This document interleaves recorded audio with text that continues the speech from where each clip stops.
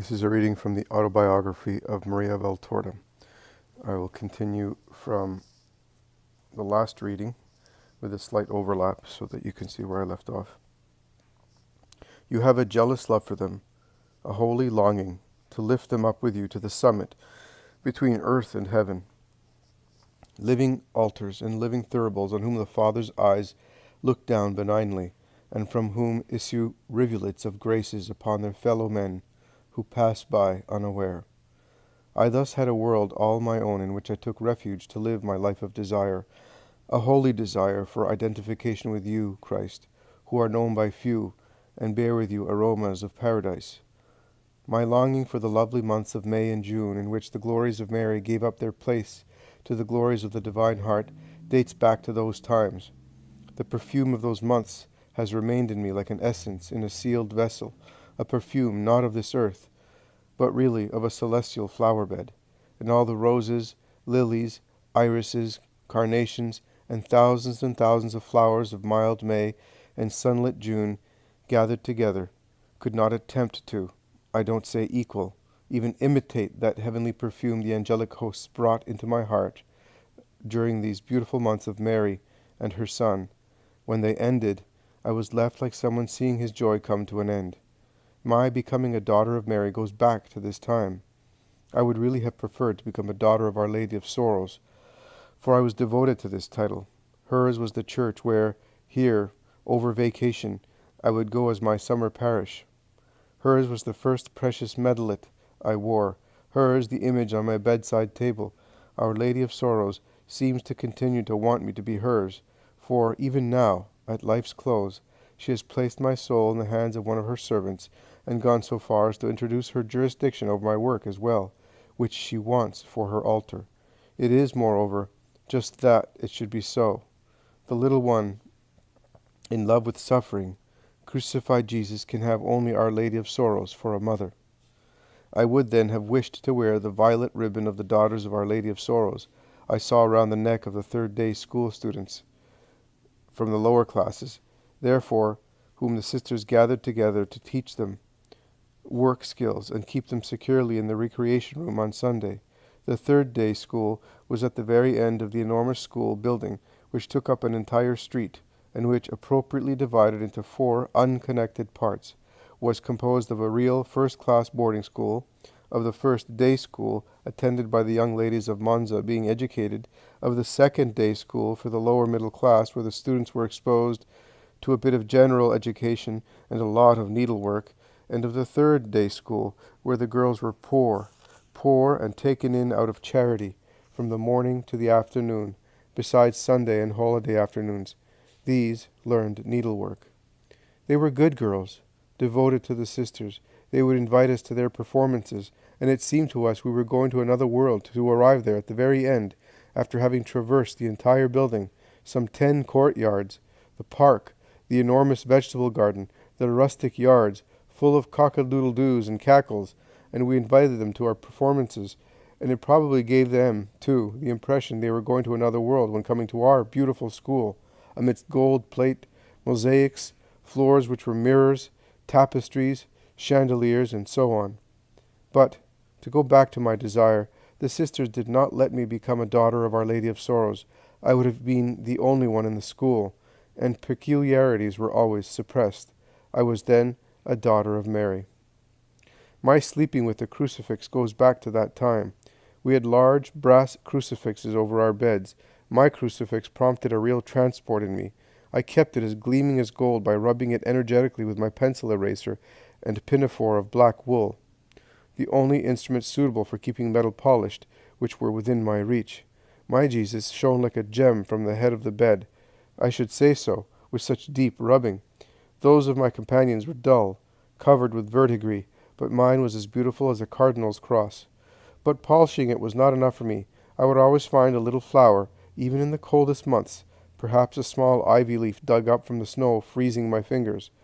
Ah, a great love for him was really needed in order for me to venture into the snow, which I could not bear, and dig under its crust to find a twig of ivy for his cross. I had found a way to keep those flowers and twigs fresh by tying a pen nib holder with a layer of wadding inside of the bar of the bed. under the cross. How watchful I was so that it would not dry up. And then there was the night. I could not see Jesus up there alone while I was warm under the covers and slept, so I would take him down and place him over my heart, with lots of kisses and little words of love, and fall asleep like that, happy to rest with Jesus over my heart, and warm him there. I do not know whether the sisters ever noticed. They never said anything to me in that regard, and I never said anything either. They were my secret rendezvous with Jesus. That is how my days as a boarding school student passed by. Do not think that my ever-increasing love for Jesus had extinguished the human part in me. No, for goodness sake, our humanity, with all it possesses as an inheritance from Adam, truly dies, I believe, 3 days after we do. It is couch grass which neither fire nor the hoe nor the sheep's tooth ever roots out completely, and when cut it revives, when pulled up it sprouts again, and when burned it teems once more. Its greatest enemy is the love of God, but in spite of this love, humanity never dies completely. Some root or taproot always remains to torment us and keep us down in the dust, so that we will not get proud. I still suffered a great deal from the behavior of my mother, who went on not understanding anything about me. I suffered from being in a condition of inferiority with respect to my classmates, who had a private purse, kept, it is true, by the sister stewardess, but from which they could withdraw funds for little gifts of petty images, keepsakes for sisters and companions, works of charity, and lotteries. I suffered in not having those lovely illustrated postcards for our correspondence, those nice pen holders and pencils, and cases for study and work the others had. These are small things, but they occasion such suffering when one is at boarding school. I also suffered because I was not in conditions which imposed certain privations, but they were due only to the will of my mother, who did not think of how mortifying they were for her child. I suffered because no one came to see me.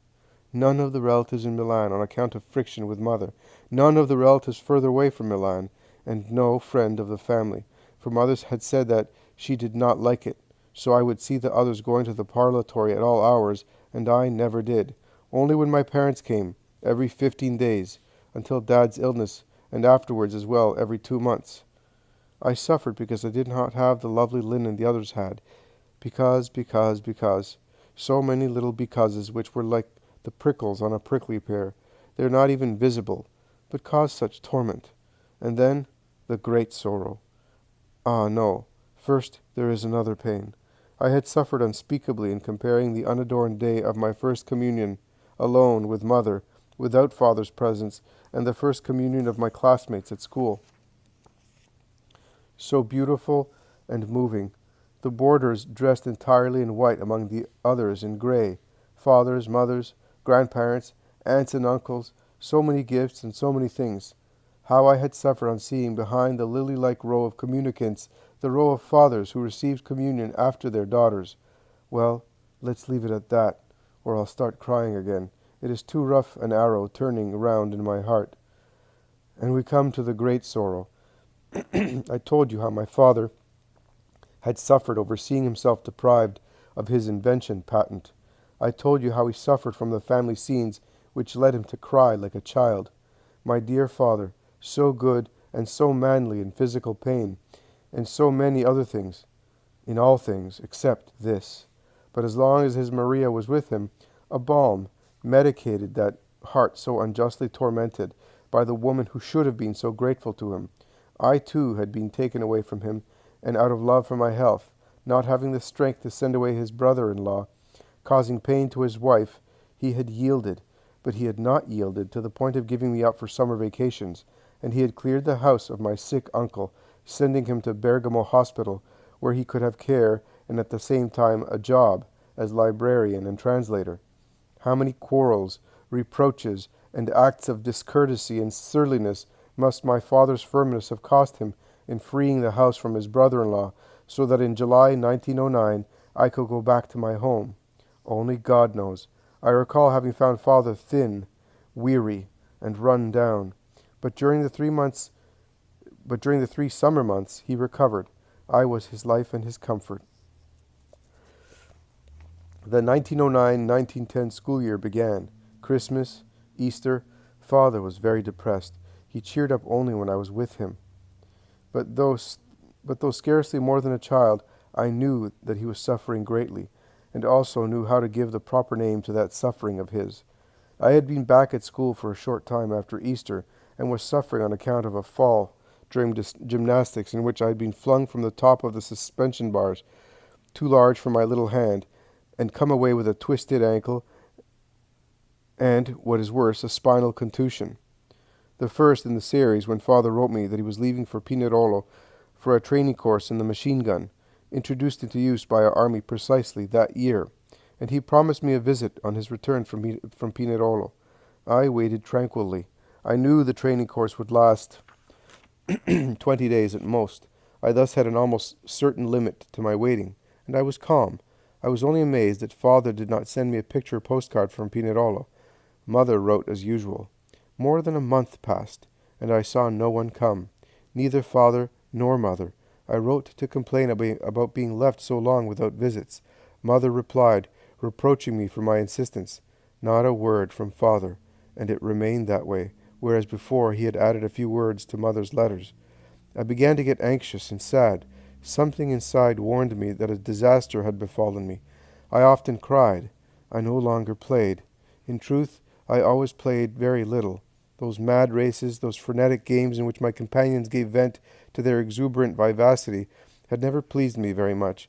I preferred to stick close to the sister stewardess and talk with her while strolling, but now I could no longer manage to play at all. The sisters were even nicer to me and told me to pray, a strange recommendation, for, as I told you, they never forced souls. All of May and all of June passed by that way. The 10th of July came, the day to leave for summer vacation. At the closing entertainment, which was then held on that day, it was later shifted to another period, neither Mother nor Father came. My Aunt Angela and her daughter came. I thus received at last a sad explanation for the way of acting, which had vexed me so. Father had wavered between life and death for 2 months, and only a miracle of God had impeded his premature death, for he was then 47. He was now starting to get better. The Mother Superior gave me lots of advice about being even more tranquil than usual, and very, very good, so as to help Father to recover. I later learned, long after, that the Superior had asked Mother if she deemed it appropriate for a sister to accompany me home in the direst moments of the illness, when, according to the doctors, my father was nearing eternity. Since the malady was not contagious, and encephalitis brought on by an excess of mental effort, in the physician's words, but in fact there were many excesses which crushed that overly good man, I could very well have been kept alongside the patient. My mother alone, going against the opinion of everyone else, felt that I should not come back to the family. God did not allow it, but my father could have died and been buried without my being present, his only daughter, now 13 years old. Or worse still, even knowing about it. My mother, without reflecting that the death of a father is sacred to his children, took on such responsibility that I would never have forgiven her. I was fated not to see my father at the hour of his death. But it is just as well for me not to speak about this for now. It would be too painful, and what I am already referring to is so painful that it grips my heart in a vice. On the train, Aunt Angela and Aunt Emilia, she was my cousin, but since she was so much older than I had always called her aunt, told me that my poor father had been very sick, and that I would see he was quite changed.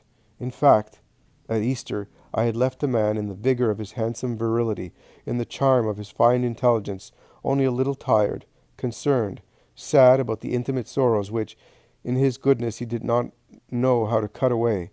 I saw a poor, greatly aged, gaunt being, and above all, I understood immediately, a broken mind.